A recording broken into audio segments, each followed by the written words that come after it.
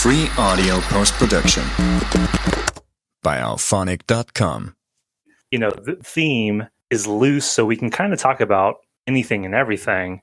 But you suggested a really, really good point that'll give kind of like a vehicle for us to go into our backstories. The other thing that we should address, man, is do I go by your first name or do I go by like your internet name?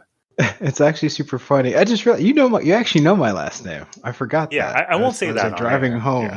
Yeah. Yeah, well, I was driving home and I was like, oh yeah, that's right. I totally know his full name, which is irregular for people that I normally meet, like through Twitch and Twitter and you know, even pro wrestling. Like I don't know a lot of their real names. Well, for me, because of my internet presence, not that I'm like huge, but like I've because of like business stuff and like coaching, like I've always put my full name out there, John Dow, right? But then when I came up with like the Calm Dow brand, I mean, that's still my name. Yeah. For you, I mean, you've told me before, hey, just call me Black, but it feels wrong with you being a black man. I'd be like, hey, Black. That is the entire point. That's the whole reason why.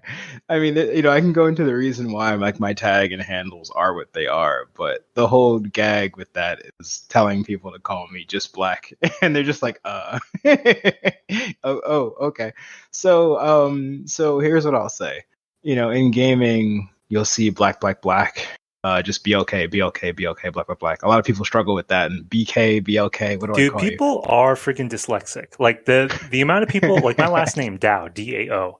You know how many times people get that wrong? I've been John Dad, John Doa, John Doe, D-O-E, you know, like. Oh, man. That's funny.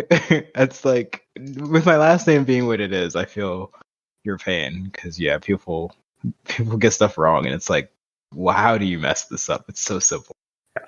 But you can just call me Mike for this. But like my most of my tags on social media, it's MIKEFULLBLACK, like full back, but with an L, excuse me.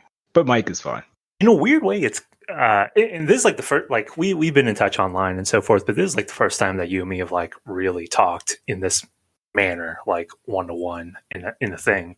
It's a pretty cool throwback to me because my co-host for the show, Basher, we originally met online and then we became good friends after I moved to Boston, and he was like one of the first people for like me to really network and like hang with. And even though I don't know you as well as Basher, obviously what's very similar is it just feels like a good vibe from the get-go and really be myself. Being an adult now, like later in life, like I definitely don't give a shit about impressing you, right? But there you go. Yes, too late for that. But right? it just feels good and chill. From our connection with fighting games online, I mean, like that, we'll probably get into it. But the community and like, just so many weirdos out there. It feels really good to make a cool connection that's like in the relatively similar age group. You know, you're not like a 13-year-old kid from Malaysia who's talking shit on me. There you go. Who's threatening your mother for some odd reason. Exactly. Yeah. No, I appreciate that. And it's funny because I still remember, I forgot what section of work I was in. It might have even been month-end close or something. And for a break, I just opened up Twitch and I was like, I wonder who's streaming the King of Fighters. Because, you know, King of Fighters, for those who do not know, the King of Fighters is my favorite fighting game series. I am a fanatic. I've competed unsuccessfully but professionally in it. So I just would look at streamers who were streaming it, and you were there, and I don't know, for whatever reason I was like, wow, this guy's pretty cool. So I just kind of kept tuning in, and then here we are. Yeah, like when things work out that way, because I have appreciation and love for like the series and like the characters, but man, it's definitely one of the, out of all the fighting game series, one that I'm like the weakest in. And it can be pretty frustrating for you where you said, oh man, that's cool, I'm going to keep tuning in. Like I feel like especially the KOF streams where I'm not winning at all, that had to have been boring. But to kind of preview it here, like again, we're definitely going to be talking about video games, but Mike and Black Mike, he was saying that we should kind of approach it as gaming as an adult and how we kind of got to this point. Because even though I think I'm playing maybe not more than ever, but still like in a pretty good routine where I'm playing video games often, maybe 10 years ago, I definitely wasn't. And I kind of had to get back into the swing of things. And I don't know if you ever took a break off of it or not. But how do you want to do this, Mike? You want to start now and go backwards, or do you want to take us to Once Upon a Time with Little Mike? Wow, how did I start? I'll start from the beginning, but I'll be very brief on it because it's kind of a funny story. It's a funny story, but that basically means it's super not a funny story, right? But so basically, I have an older brother, and he is actually, we always call him Lamuga on this Twitch stream that I do, which I'm sure will come up in a second. Robin Hoodlum is his gamer tag, if you will. Robin Hoodlum UGA. I should add the identifier at the end. But originally, he got a Nintendo because my parents wanted something to help him deal with their divorce. So my parents got divorced when I was like 6. Nice. And he was 9. So they were like, I mean, I don't know anything at that point. I'm not forming memories per se like he is. And they're like, well, this is gonna be awkward. So they got him the original Nintendo, Top Gun, Track and Field, Duck Hunt. So that was how we were introduced to gaming. And so, I'm a little kid. I can't really figure out most of those games, but he could. It was always like a hobby because I think it kept us like in the house and safe. Nintendo, Game Boy, PlayStation, etc. Actually, he wanted, and this is the King of Fighters portion here, but he actually wanted a Dreamcast. And this is 98, 99, 2000s. He wanted a Dreamcast whenever that was, in existence. But, we're little kids. We didn't really realize that the Dreamcast was being phased out, going away, wouldn't exist in a couple of weeks. Our godmother went to Funko Land, and he recommended that she get a PlayStation. We were kind of poor, you know what I mean? Like, we didn't have a ton of money, right? But as a result, and you know how Funko Land is, used to have the big old sheets with all the pricing of all the games and stuff like that. So the strategy for my godmother was basically, well, I'll get a PlayStation, and then I'll get a bunch of older games. They're not going to know the difference, obviously. They're little kids, they don't care. Titles that are not the latest and greatest, but still good stuff. I mean, that was before the era of DLC, so you didn't have to worry about buying a half of a game per se. So she got Wipeout XL, which was, I think, like a launch title damn near or something, or a sequel of a launch title. She got, what was the second game? A game that I do not remember. And then obviously she got King of Fighters 97, which was 2 years out of date by then or so, or whatever year it really was. And so that was our introduction to the King of Fighters. And, we played it with every character, beating it, numerous times in all different permutations. We'd play each other on randoms, single, all kinds of things. So I didn't really realize it at the time, but I was really I had a thorough knowledge of the King of Fighters because it was one of only 3 games we had. And out of all the games we had, it had like the most variety to it. And we ventured into Maddens and NBA Street and Metal Gear Solid, stuff like that, obviously. But yeah, that was how it started with me and KOF. I knew that not a lot of people knew about KOF, so I never really had a lot of conversations with people about it. And I didn't really have most of my clothing was hand-me-down clothing, so I couldn't really get KOF merch, I mean, not to mention it probably didn't really exist over here in the US. I wouldn't think so. I don't know, maybe. Because around that era, they were definitely bringing over fighting games, and I mean, PlayStation had a ton of stuff too. Bloody Roar is the one that comes to mind, where I have a special memory of that on the PlayStation, right? And then Tekken was already there around that time, Virtual Fighter, stuff like that. But I feel like if people are going to say fighting games, especially at that time, and I think it's still kind of the case now, your mainstream audience is going to say Street Fighter or Mortal Kombat, right? And probably more people Mortal Kombat than Street Fighter. Certainly at that time. I mean, because I knew Street Fighter was kind of the main show in town. I mean, it had the movie too, which I know cult status and not well received, but at least that being more in the public sphere, and also the Mortal Kombat movie that was pretty well received. King of Fighters, I mean, for you, the gateway to King of Fighters was the actual game, and you were playing one of the early ones, right? Yep. For me, King of Fighters entry was I guess not even King of Fighters officially, but Fatal Fury, the motion picture with Terry Bogard. He's the man. Like, he won me over with that, you know, him, Andy Bogard, Joe, and all on that one. Like, that got me hyped. Yeah, was that the one where, was that the Krauser one where what's her name fell out of the building and landed directly on the top of her head? No. This is a made up antagonist, like something of Mars, the twins. Oh, there you go. Yeah. Yes. Okay. The iconic Julia, why did you have to die? Like that type of thing. Yeah. No, I always get the two of them are one movie because I forgot what the second one was. Yeah. Well, I mean, the animation style and that artist who's like pretty well known for it now. It's like very iconic, very distinct kind of look, you know. It doesn't help that everyone remembers like a certain scene transformation, and I don't remember which one, which movie or medium it actually contains. People these days, like, okay, you know, I think this is going to happen a lot through this episode. We're going to date ourselves and sound like boomers in a lot of cases. But kids these days, dude, they don't freaking understand and can appreciate, because back then there wasn't anime really available. You know, I remember it was such a big deal. It was either Sci-Fi Channel back when it was SCI-FI, not this SIFI channel bullshit. It was either that or USA Network that had 2 or 3 anime movies like in rotation at like 3 a.m. One of them was Vampire Hunter D, and then the other one was Fatal Fury motion picture. And so, not to cut off your KOF origin story, but just kind of like, this is like what's happening with me around the same time that you're getting deep into KOF your way. I have like this vague awareness of the KOF entry. There you go. Yeah, and I think my transformation one, I think that was 2, which is the one where old girl with the, I guess, green or blue hair does take the ultimate header off of like a, I think was it Krauser or I forgot. Someone tossed her out of a building and she just I think Krauser. Yeah, you're saying it was Krauser?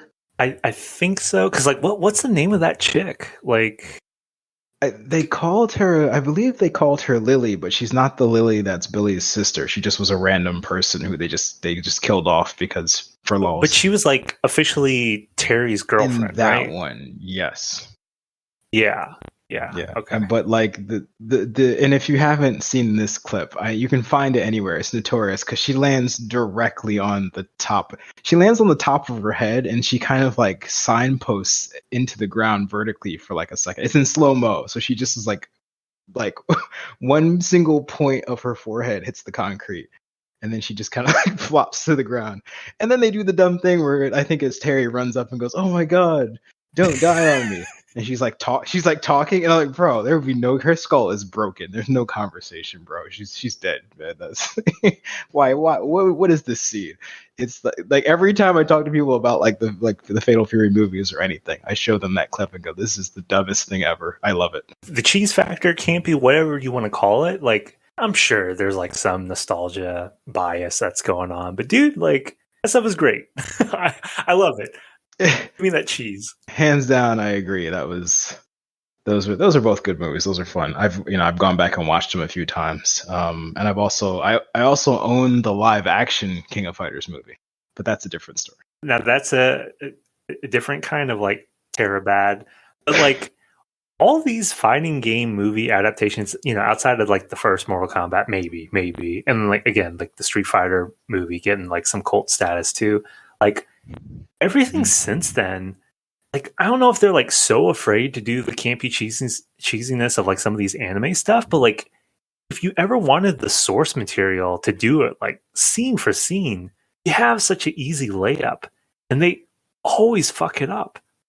Why? How? Like, yeah, well, it's like that thing where, from what I've heard, people basically use those IPs because they have like. IP, intellectual property, for those who might not be familiar with the acronym there. But they basically, for a while, were using those IPs just to kind of break in and make their first movie. So, like, they didn't really know much about them, but they knew that there was name recognition, so they could pitch it and get away with, like, getting funding. And then they could make whatever horrifically shitty movie that they wanted, because no one cared about the IP, but the IP had recognition. So like that was like that was everyone's like training wheels movie where they didn't know what the hell they were doing, and that's why a lot of those first ones really sucked really badly. That's the rumor. I sort of get it, but I also look at it from the lens of a director who got his reputation is like different now because of the whole Justice League stuff. Back in the day when he was like really kind of making his name, Zack Snyder, like one of his criticisms was he wasn't really a filmmaker.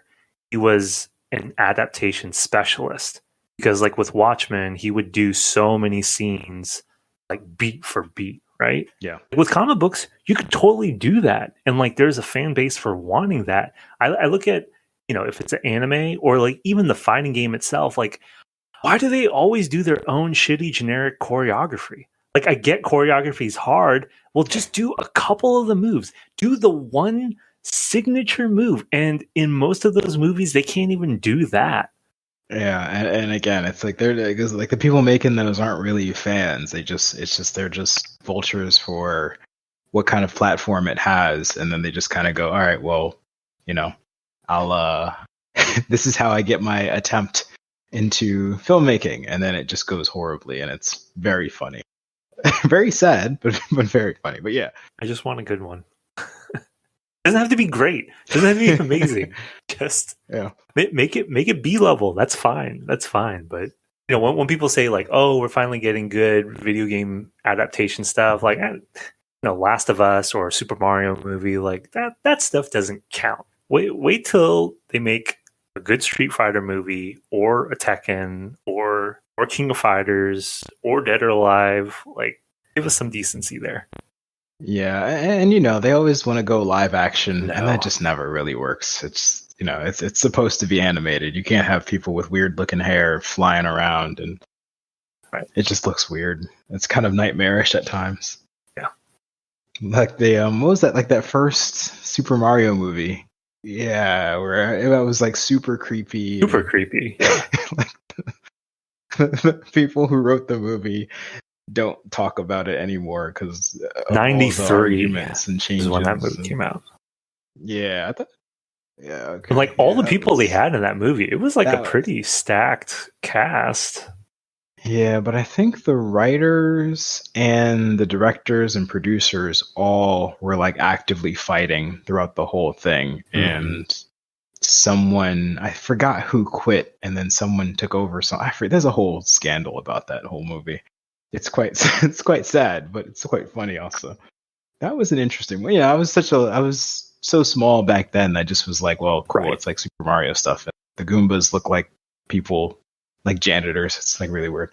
That was a weird ass movie. I gotta watch that again because I don't even remember. I remember the king was like a mushroom in the ceiling, like. And then I love Yoshi, and I like Jurassic Park. So for him to not quite be the cute Yoshi didn't bother me as much as probably it disturbed other people. Yeah. Anyway, back to your KOF and fighting game journey, your gaming journey to where you are today. That's funny. Yeah. Okay. So yes, Fatal Fury movie. Lily gets dumped on her head. Go watch it. It's great. I'm just kidding. It's not great. It's like kind of like what the hell were they thinking? Anyways.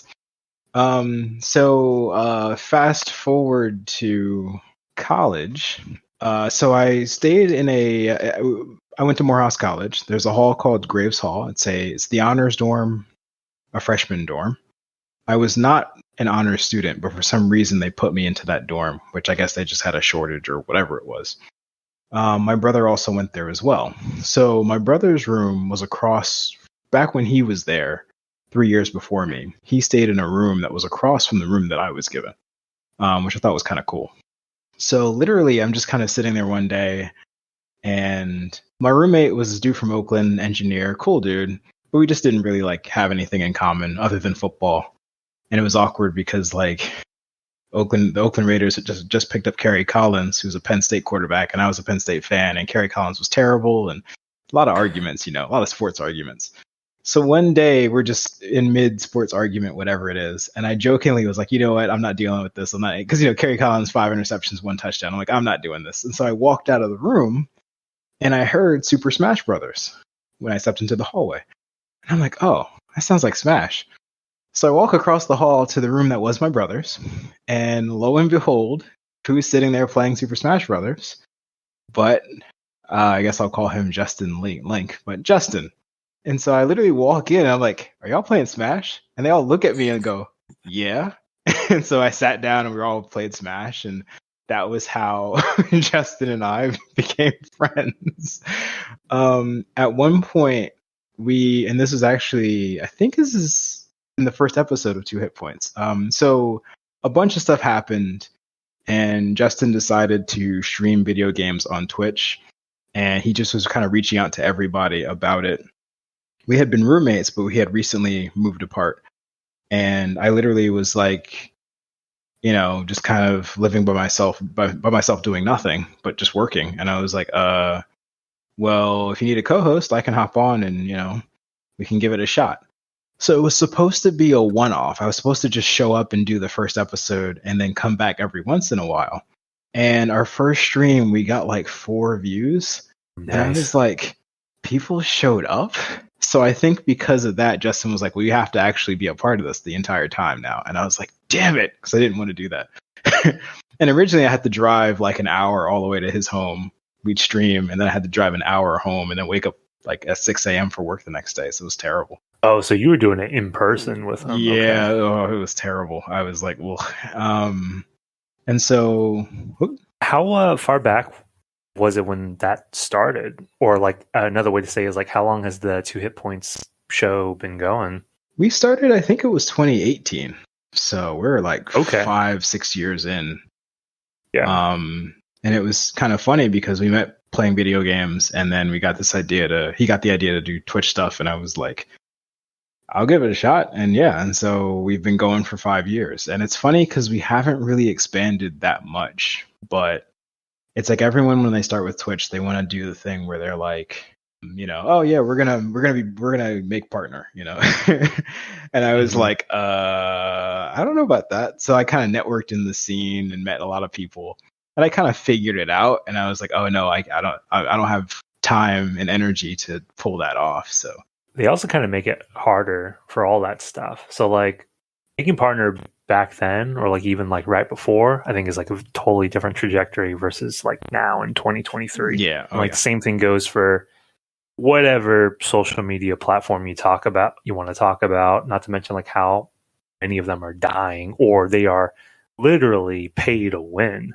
Like, just the TLDRs, like Facebook is definitely that way. You have your Facebook page, even if you have like thousands of followers or whatever, you have to pay for ads just to make sure that your posts reach the people that are already following you. Right. That's how it's rigged. Yeah, because I know Adam Conover, Adam Ruins Everything, Adam Conover. Yep. He was like, I have followers, but he has to do all of his videos in a certain format where it's like a mini ad episode of the show where he explains something terrible in order to promote like his comedy tour. He can't just do an ad because it doesn't like work because the algorithm doesn't pick it up. And then he has to, I think like you said, he has to like pay for some kind of distribution just to like for it to show up on his own followers like feeds and stuff like that. It's just garbage. Yeah, they're sneaky like that. And that's why like all the impressions or views or whatever are kind of bullshit imaginary number stuff. And they don't get you like that right off the beginning. I mean, like if you sign up for that stuff now, then maybe they're more upfront with it. But when everybody was still getting a feel for social media or like the landscape of social media at the beginning, it was more fun and everybody was just like on there to be on there. Yeah. And then slowly they kind of pulling back our fighting game terminology. They started to nerf more and more stuff with each patch, Yep. And it just became just like everything else with capitalism. It just became about the big whales, like the big $1 billion, $1 million ventures that are like unstoppable. And it's like they command all the money so they can put all the money in and then they're getting all the money out and the little guy gets stomped on. Yeah. I mean, it sucks because when you don't know better, I mean, like the idea, I think for most people of like monetization doesn't sound bad. It's like, well, I'm going to make this stuff anyway, or I'm going to be here anyway. Like, oh, there's a chance to make some money on top of it. Oh, yeah.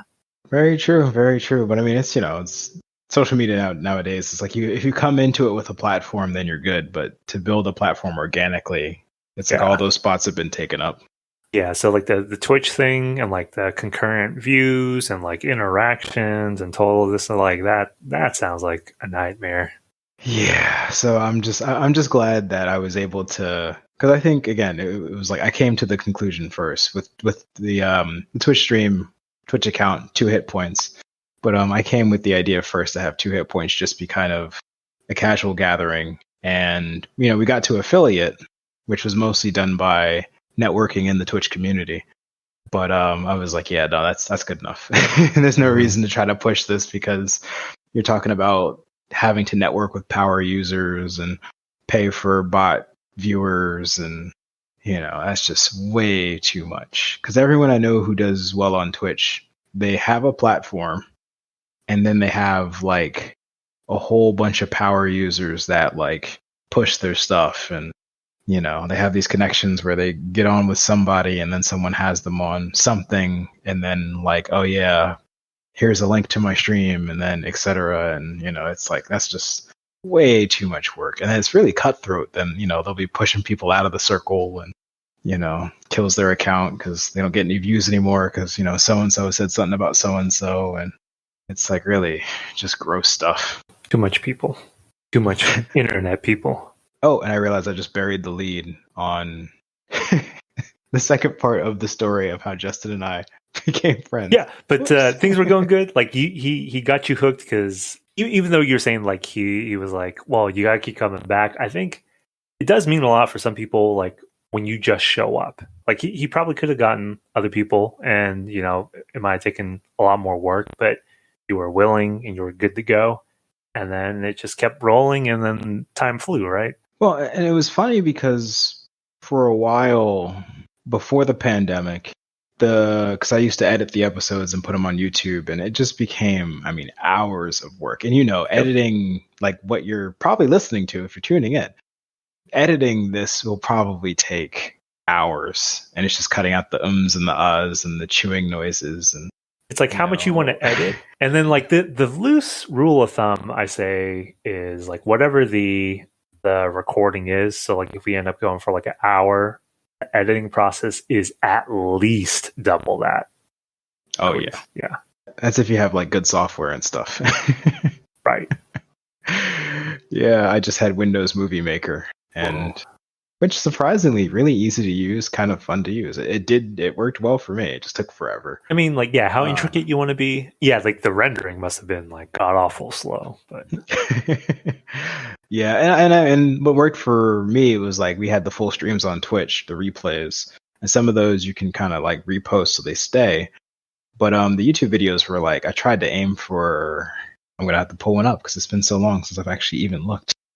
But I think it was under 10 minutes on all of them. Mm-hmm. And it just was a lot of smash cut, dumb, non sequitur stuff. But that was just way too much work. And so once I kind of sort of eased up on the workload, it became a little more palatable. And then as the pandemic started up, I went and bought the very headset I'm wearing today.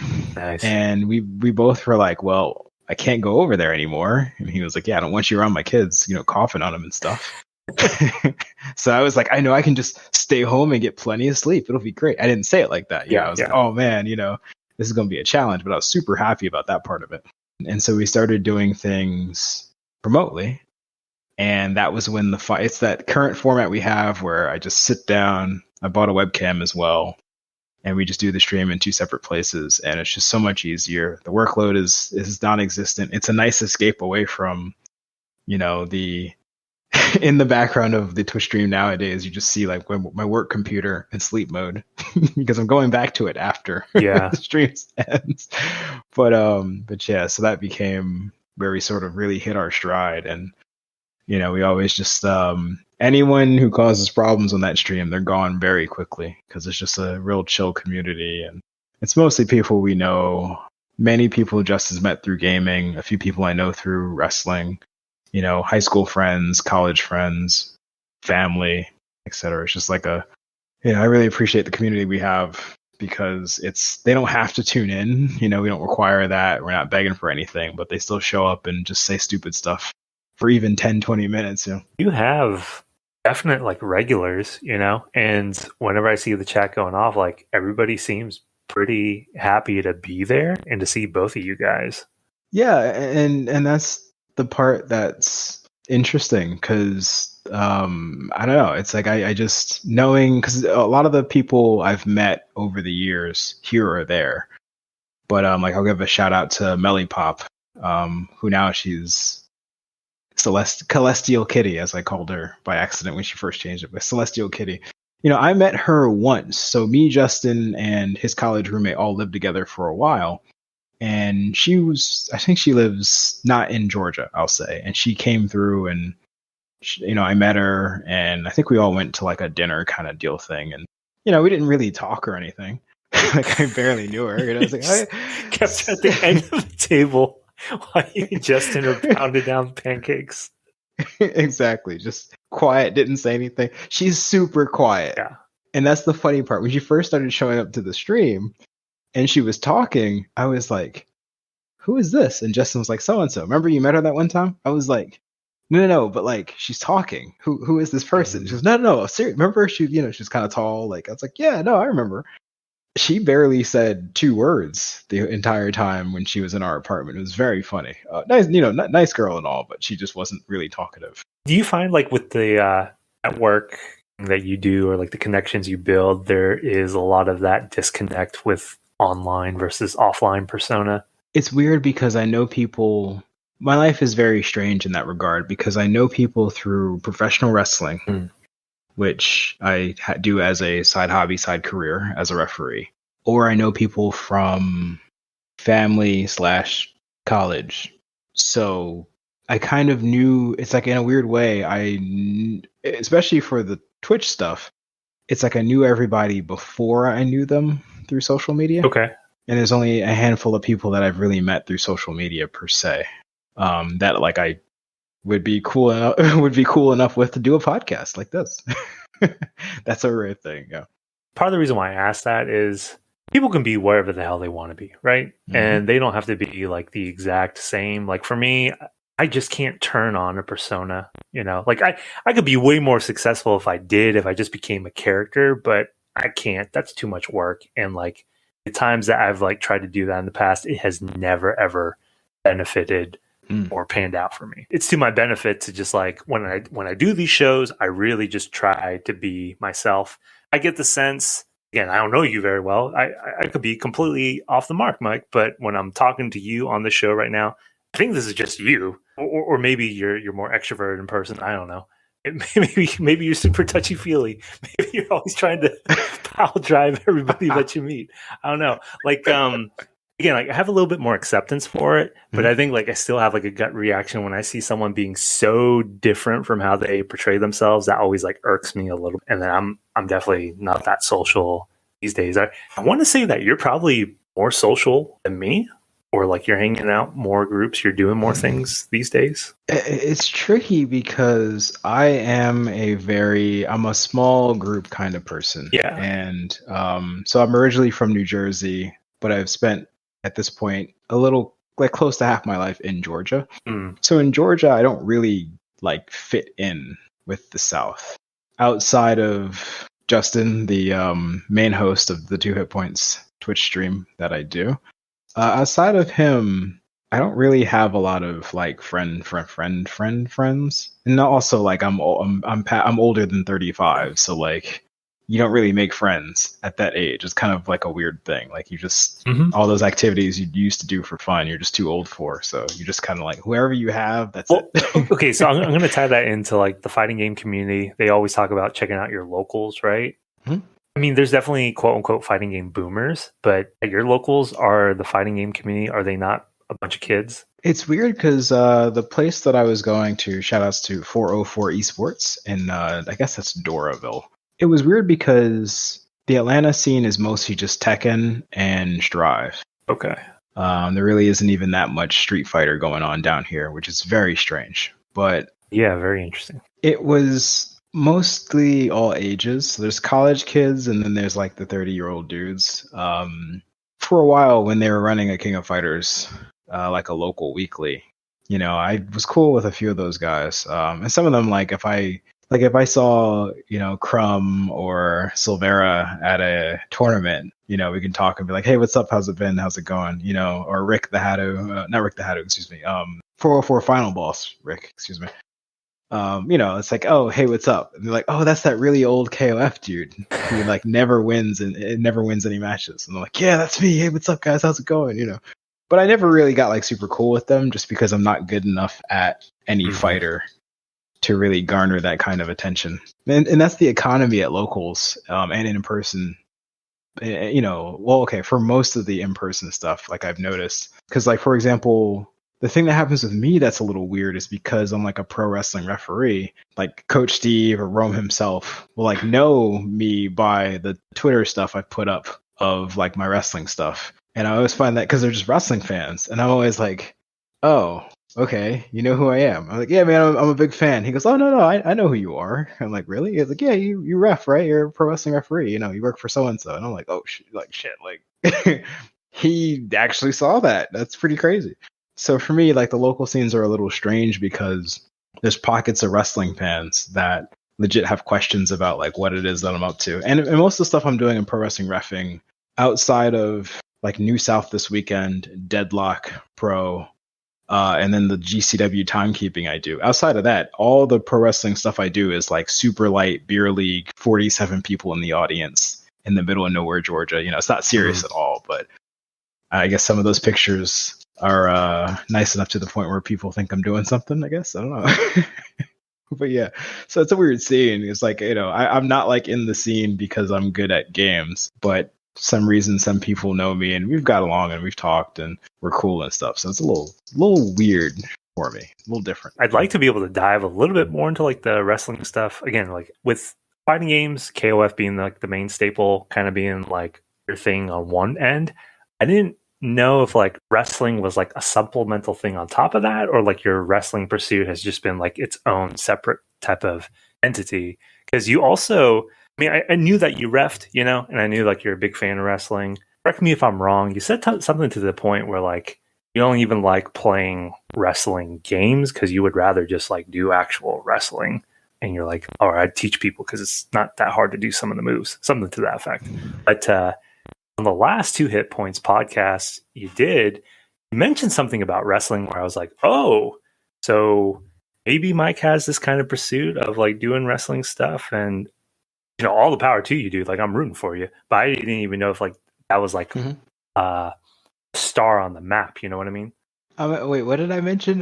Like, oh, you're mentioning, yeah, because I don't know if you were effed up on that stream or not. You were mentioning maybe like getting in with like Ring of Honor. Oh yeah, okay. You said something. I'll clarify it instead, and I'm hoping that doesn't take a ton of time. So okay, you said something really funny that a lot of people say that I always have to point out to them that the opposite is true. Yeah. Okay. People always look at me and go, wait, what? So you said I'm a fan of professional wrestling, right? Yeah. And I think that's a very reasonable assessment of what it is that I'm doing. If you see if you ever see my Instagram account, it's just mostly me reffing and holding up title belts and all that silly stuff, right? But I'm actually not a big wrestling fan. I was a wrestling fan as a kid. Yep. I'm a big football fan. I'm a big MMA fan. I was a pro wrestler back in college, but I'm not a huge fan of pro wrestling. That might sound very strange to some people, considering that like this weekend I'm going into the middle of nowhere, Alabama, 3 hours to referee a pro wrestling show.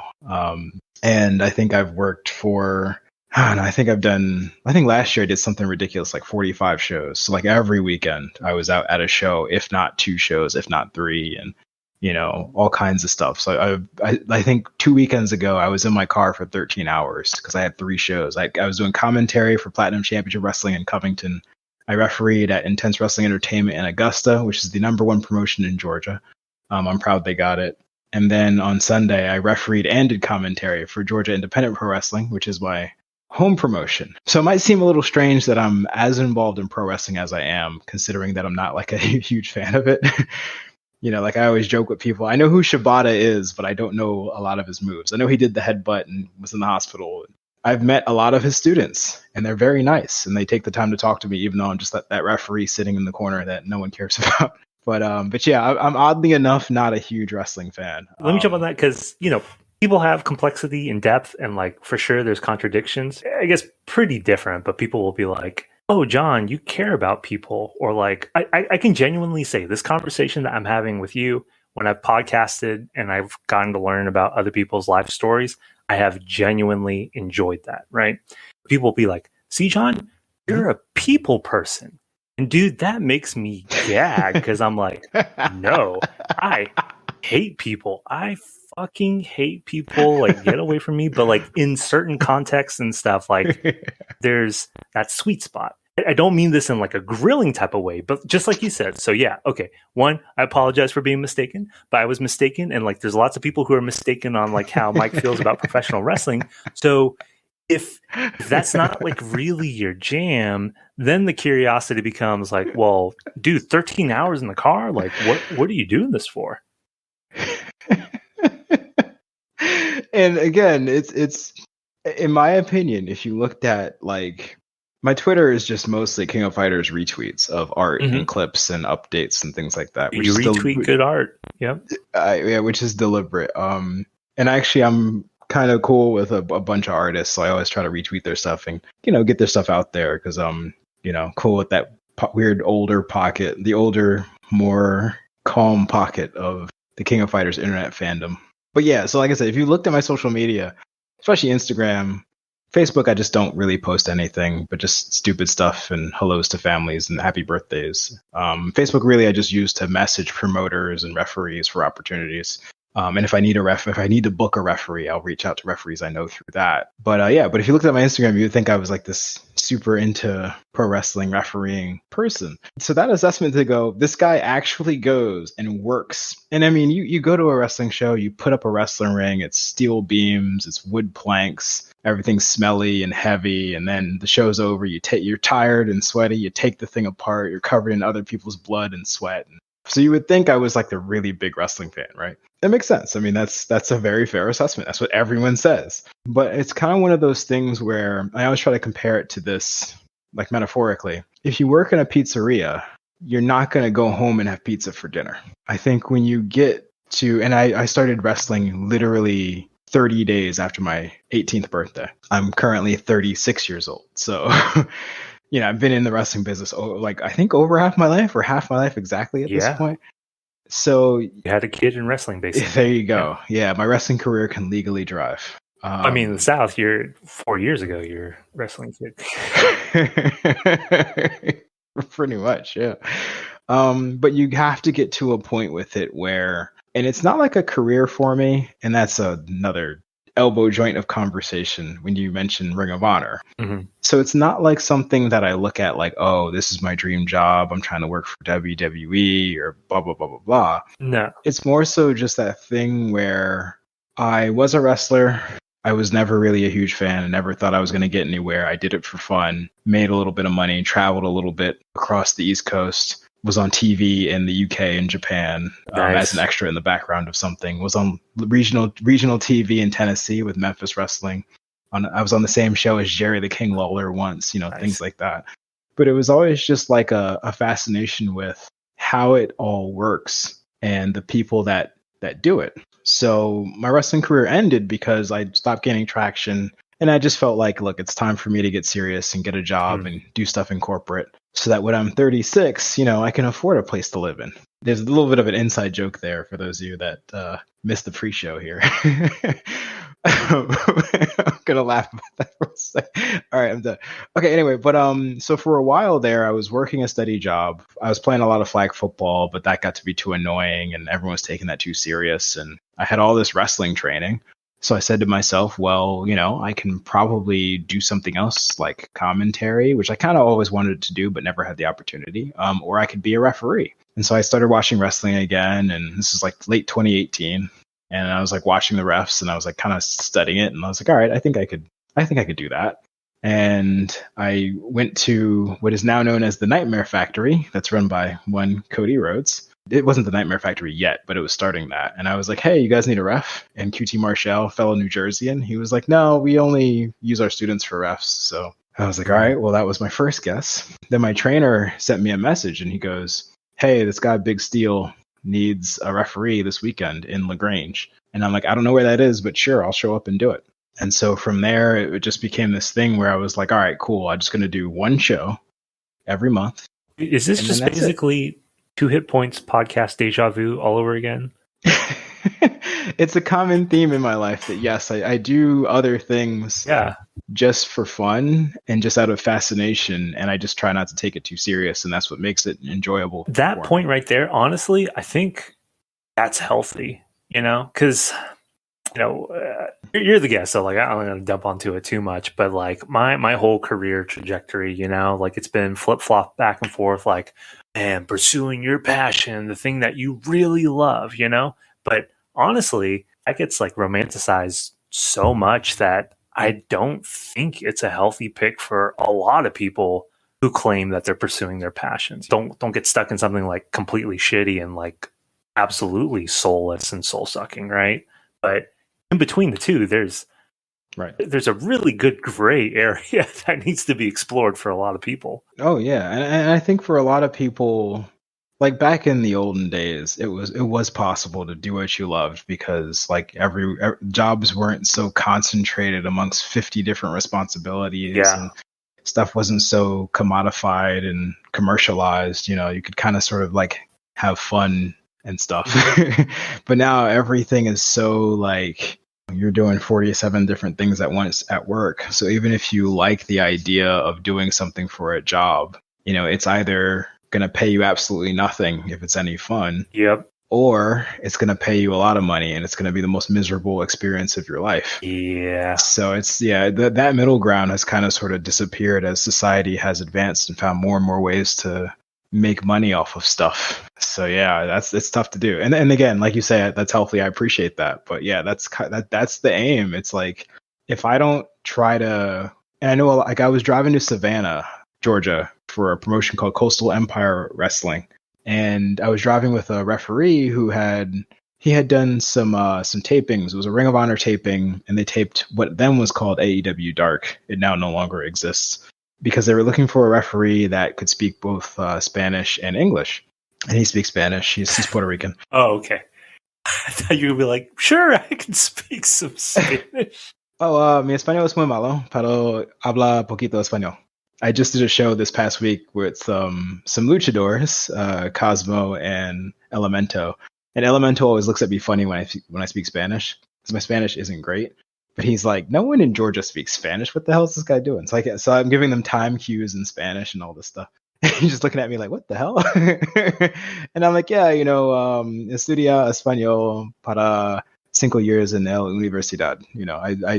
I studied Spanish in 5 years in school or whatever, or college, whatever it is. But no, I didn't go to that, but he did. But he was very, very burdened by the fact that they picked up a guy named Brandon Martinez, who's a New York City cop.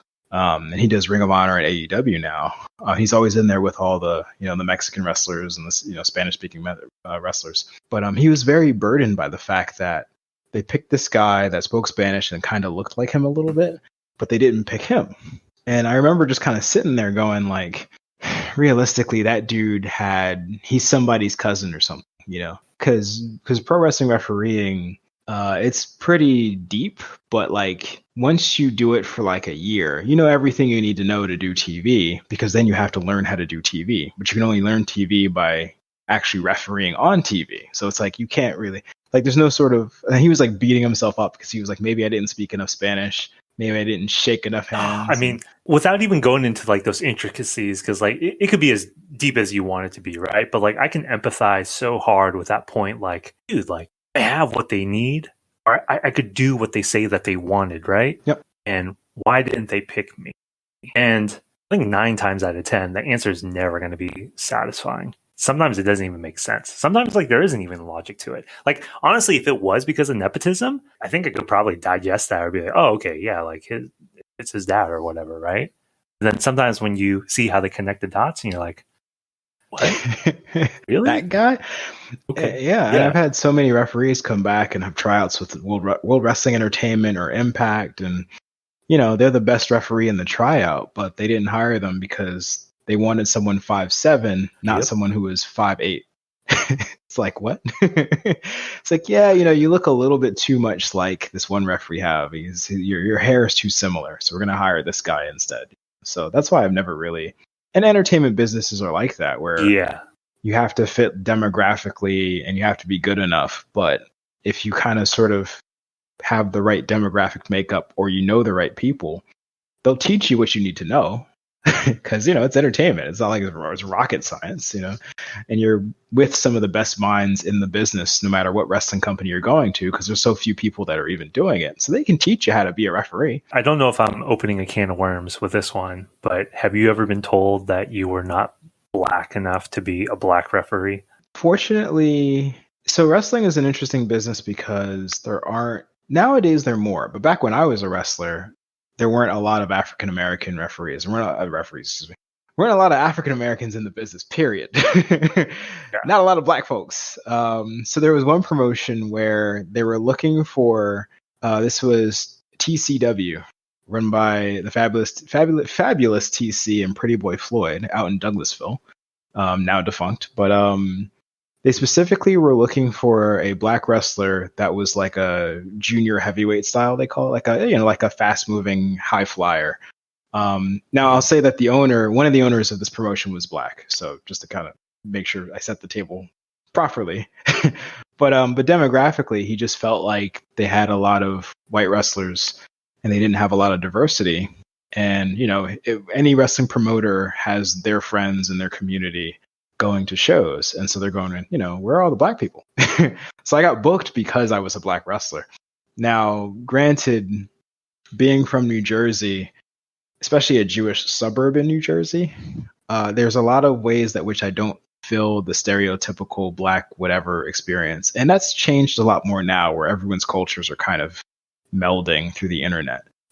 But it never really was something that mattered in the wrestling business, because the wrestling business as a form of entertainment is very impersonal in a strange way, because everything is an act. You're not actually fighting anybody, just acting like you're fighting. And a lot of the characters in that era that which I was a wrestler, you had plumbers and astronauts and clowns and rock stars and bass players, So nowadays, pro wrestling is more of it has that nerd cult following. So the notion of being a black nerd in pro wrestling is like, it's white paint on a wall, Yeah, they're all nerds, of course, So you have your Xavier Woodses and Kofi Kingstons and, Swerve Strickland is more of a rap kind of gimmick, etc., But because pro wrestling is such a variety show that just needs every character it can get, no matter who you are, as long as you're something people want to see, you can be a black dude that works in finance, like I do, who sounds like he's doing a radio commercial at all times because he grew up in a Jewish suburb with no personality, So yeah. But as far as being a referee, though, specifically, most times as referees, you want to make sure they have the least amount of personality possible. And so I smashed that quota. You were born for this. I smashed that quota. I knocked that quota out the park. I'm the most non-personality, stand in a dark corner person that many people know. So that's the only qualification. It's tough because I get what you're saying in essentially the entertainment space. You fit that. But it's for real life standards, you're not a boring dude, you're not white paint on the wall. But I get what you're saying. I get the picture that you were leading into and all that stuff. I appreciate that. I think I've always tried to explain to people, I think the only thing that makes me interesting is the fact that I'm kind of cut from a boring cloth in a weird way. So I can kind of play with the dynamic of being interesting because I'm very naturally boring. So people don't expect me to be people who know me for a while, they don't really expect me to be interesting. And I think it's just because that's my nature. And then I can kind of sort of play with that dynamic and say silly things for fun, I guess. I don't know. But I appreciate that. Isn't that better when everyone has that dynamic? Again, I guess my mind always goes back to like being the character or the loud one, or what do you want to get pigeonholed into? You know, like I think you like football way more than me. You probably stay on top of MMA better than I do these days, even though that was probably like the sport I followed for like a good while. But and this will be a good way to transition it back to the stuff we were talking about. Like, there's plenty of things that I enjoy. I love video games. I love anime. But if I say I'm a gamer, or if I say I'm an anime fan, dude, I can't relate to that crowd. Like, those are not my people. And I think it'd be bad to like pigeonhole into that front also.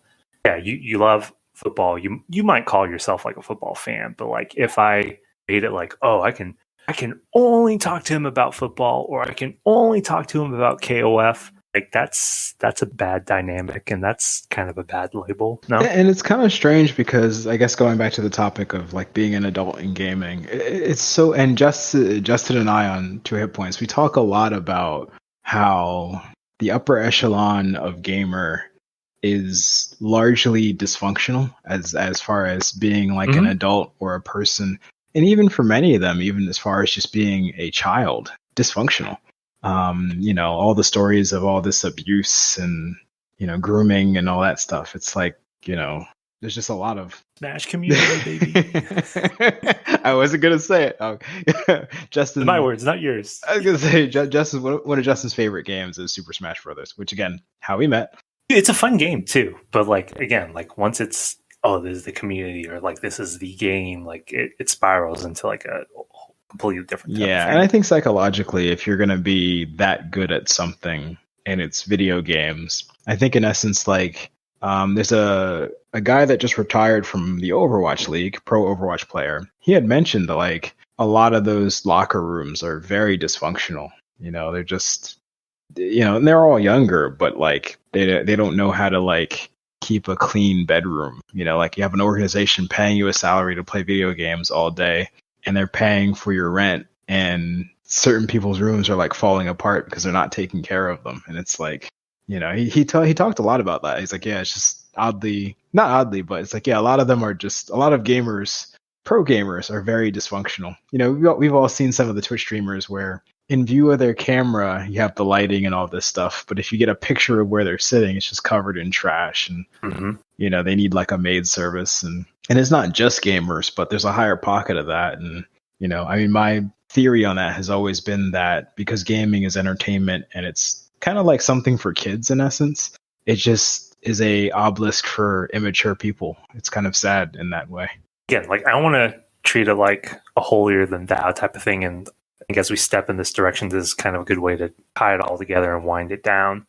I love fighting games, and like that's kind of like my thing on the side where I still want to continue to get better at them. Like there's certain titles that I vibe with more than King of Fighters, even though I want to get better at King of Fighters 2. Would it be easy for someone on the outside to be like, wow, John takes it really seriously? And I do to a certain extent, but I don't think I'm like obsessive about it. I think for a lot of these people, like not only are they obsessive, it comes into that thing where, just like I was saying, like with a gamer or an anime fan or otaku or whatever, it becomes like their identity.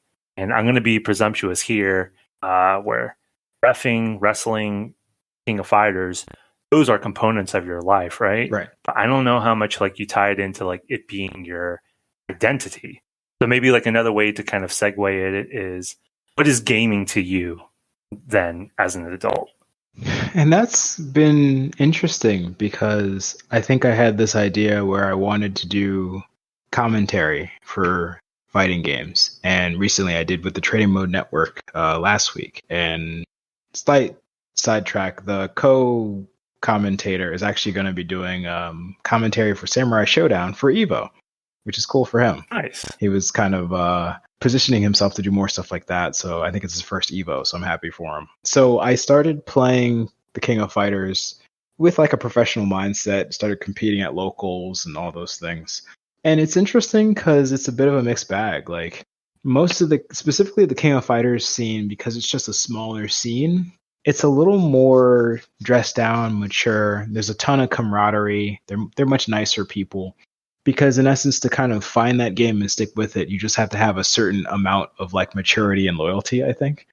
But I've noticed even in being in those spaces, some of what I've seen from other more popular games that attract more people, it's like you get a lot of that immaturity and, outbursts and smelly people, and it is kind of strange. So Always the smelly people. Yeah. yeah, and that comes from a lot of people just driving far distances and sleeping in their cars and Or doing the whole 10 people in the hotel room type of thing. Yeah, it's unfortunate. So for me, gaming has always just been a hobby, and I'm always really fascinated with the business aspect of it.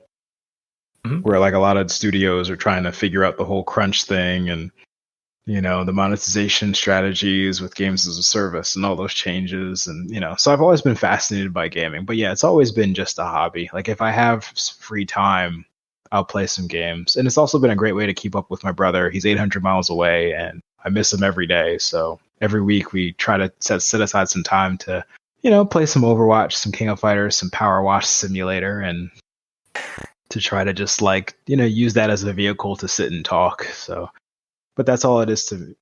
That's awesome. The TLDR for me is definitely loved games growing up. I think you and me kind of got into stuff, different titles maybe, but got into gaming around the same type of era. Mm-hmm. When you were recounting the divorce story, I'm like, are you multiverse me? Because my parents also went through a divorce right around the same age, that type of stuff.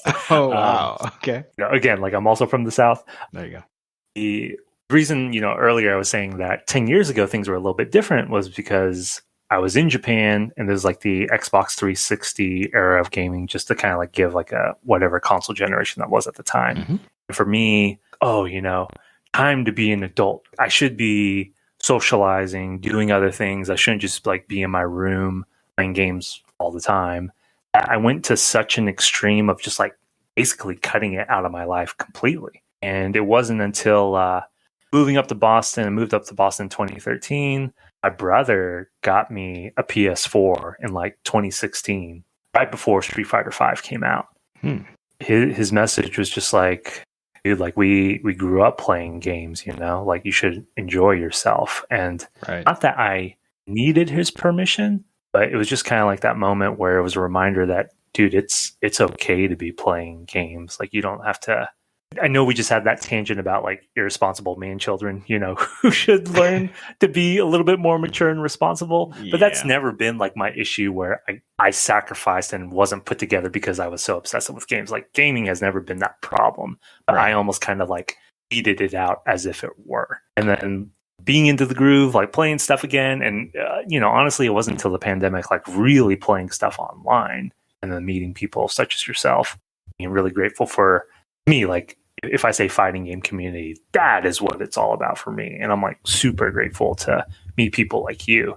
That's been great. I hope, some people say oh, they game until they're in diapers and on a walker. Dude, I hope that's me too. And kind of on this groove, never becoming super obsessive. But for parts of my life, man, where it's so turbulent and I feel I don't have a lot of control on things, it feels good to be labbing something, to have kind of a framework or system to see even if it's minuscule moments and I'm still forgetting to block, or why am I trying to hit on minus, all that shit. Why am I pressing buttons on wake up? Just neutral hopped. What am I doing? Yep. Yeah.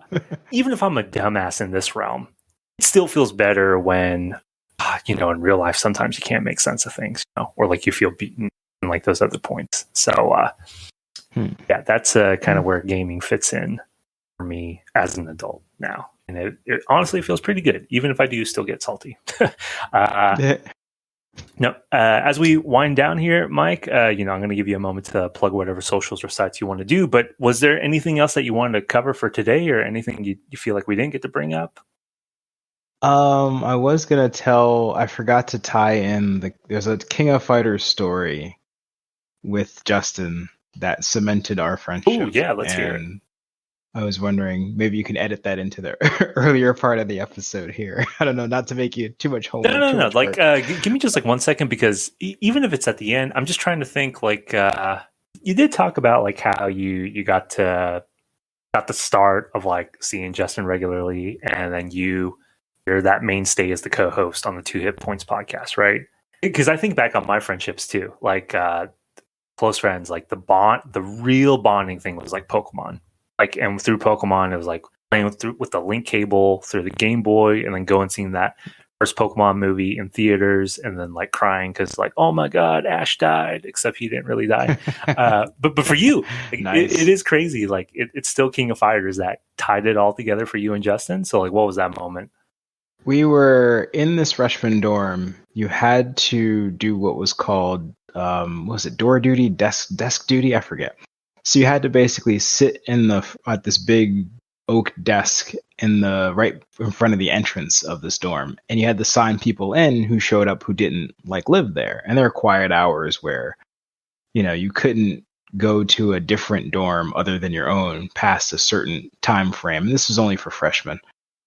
Just that college, Morehouse College, trying to keep everybody on the up and up and make sure people are studying and doing their homework. Right. So at one point, Justin and I, it was our turn to do desk duty. And it was always like one person from a certain room or whatever. And we just happened to be like, well, we're cool. And our rooms are like across the way from each other. And we have to do this together. So we'll take our turn together or whatever.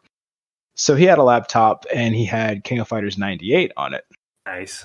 And so he's literally just sitting there. We're just talking and he starts playing King of Fighters 98. And I'm looking and I'm going, is that KOF? And he was like, yeah, because, we met playing Smash, obviously, as I mentioned earlier. Right. And he's like, you play KOF? I'm like, yeah, bro, that's my favorite game. And he was like, really?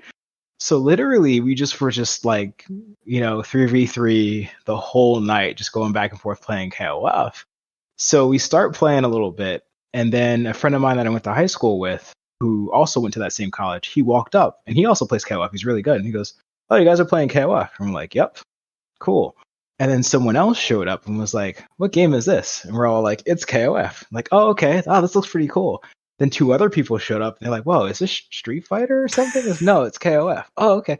Then three more people showed up. So eventually it was like this mini FGC first to five where everyone was like cheering and like, oh my God, oh, that was crazy. What the hell is a Mai Shiranui? Where is her clothing? All this stuff.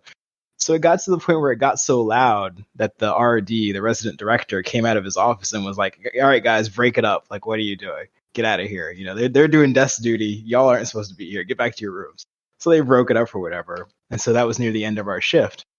So Justin and I played one more set. And it came down to my favorite character, Mai Shiranui. And he had Ryo Sakazaki. And since this moment, I have struggled against Ryo, Robert, and Yuri. He has maybe 3% health, a sliver of health. You know what I mean? And I had 2 bars. And I'm like, well, you know what time it is. So I do the cartwheel, super flaming elbow. Not the cartwheel elbow, the jumping one that just right in your face. The different sound effect that sounds like someone shot a bunch of wind through a vacuum cleaner, And I'm like going, look, he can jump over it. I'm still good. If he blocks it, I'll get him on chip. So I hit this button. Bow, perfectly executed. It's in sweep distance. He has no time to do anything. He pressed C. Okay? For those of you that don't know, C is heavy punch.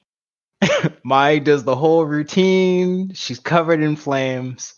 He hits me through the combo, takes no damage, no trade, mind you. No trade. I have priority. He also, because it was a punish, he got counter damage, and he won the entire game. Last character is round 5. Hit C. I'm trying to chip him out, and I lost. And to this day, we'll still talk about that because I'm still mad about it. Okay, it was the right play and everything. He just hit C, and he beat me. And I joke we've been best of friends since that day. So are you saying that if you would have won, you never would have kept in touch with this dude? You would have never Probably not. No, I'm kidding. Of course, we would have been friends regardless. But just to have that to end like that shift of death duty like that, and he punched me out of super, and I'm like, why would you? That's disrespectful. That's my favorite character, and she's just on the ground crying for Andy Bogard. Made me sad.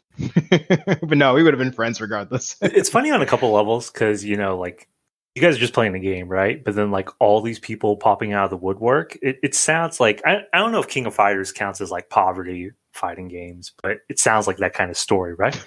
Dang, like, you guys playing that game? Just like people popping out of trash cans and stuff. It sounds like a melty blood kind of story. In essence, it was like, because back then I didn't know the FGC really existed. I wasn't watching Evo or any of that stuff. So I don't even know if Evo existed in whatever form it is in now. But like, it was kind of like this weird like FGC moment where people are like crowding around watching people play a video game, and it wasn't all gamers. Some of them were gamers, some of them weren't. But yeah, it was like. Looking back on it, even then, we were both laughing. We're like, yeah, people were actually sitting around watching us play video games. That's super funny. Like, that will never happen again. And then all of a sudden now, 2HitPoints exists, and we Twitch stream, and people watch us.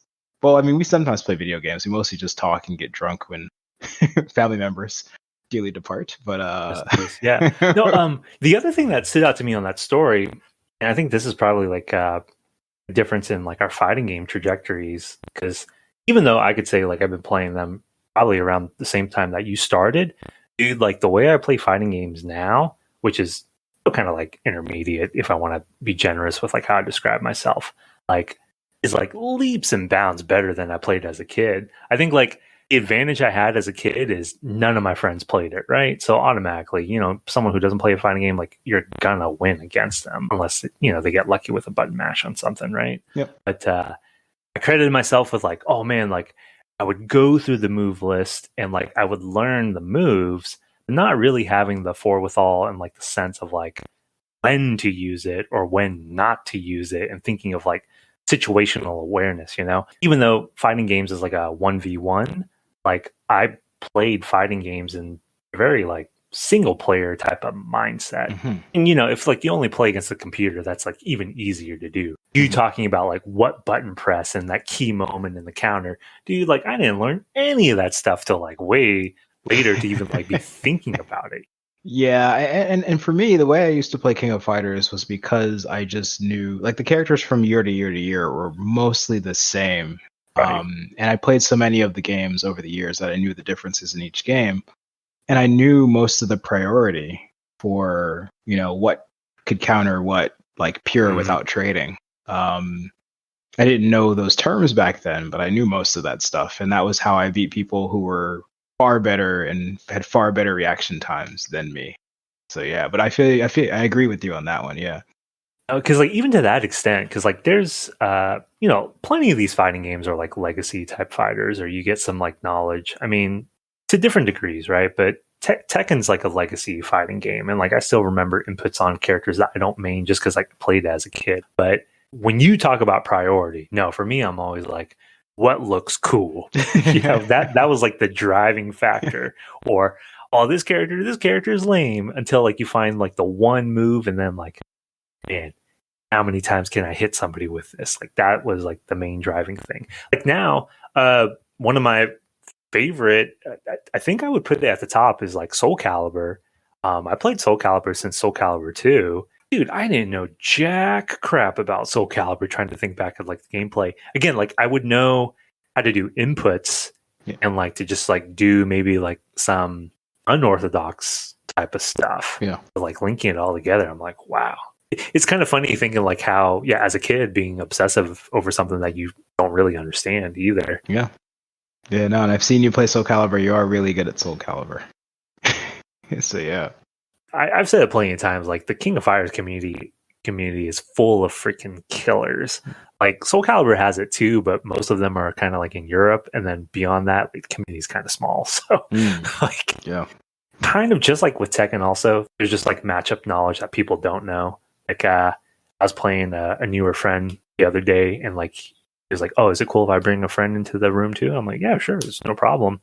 And seeing how that guy used his character, I was like, this guy knows his character way better than I know my main, but he doesn't know my characters at all. So I'm gonna get away with murder doing this stuff where, like I think as a kid, I played more ambiguously ethically also. I'm like, oh no, that's cheap, or like, oh, you shouldn't spam. Now I'm like, dude, hit this 2 times in a row. Yeah, hit this 3 times in a row. He's never going to see it 4 times in a row. Right. He has to learn the lesson somehow. So yeah, he's got to learn. He's got to learn today. Mike, like, dude, this was awesome. Like, if you ever want to gush about wrestling or games or Again, this is always a platform for more serious stuff if you want it to be, but you don't necessarily have to be.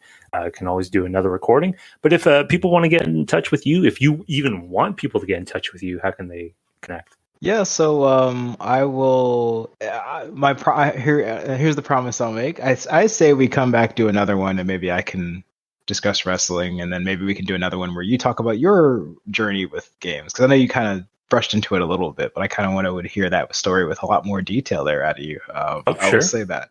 So yeah, I'd say we do it again sometime.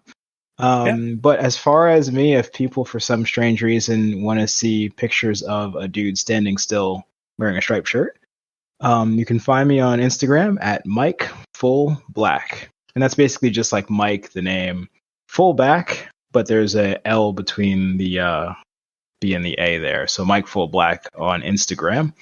My Twitter is also, I guess it's X now. My X is in Houston.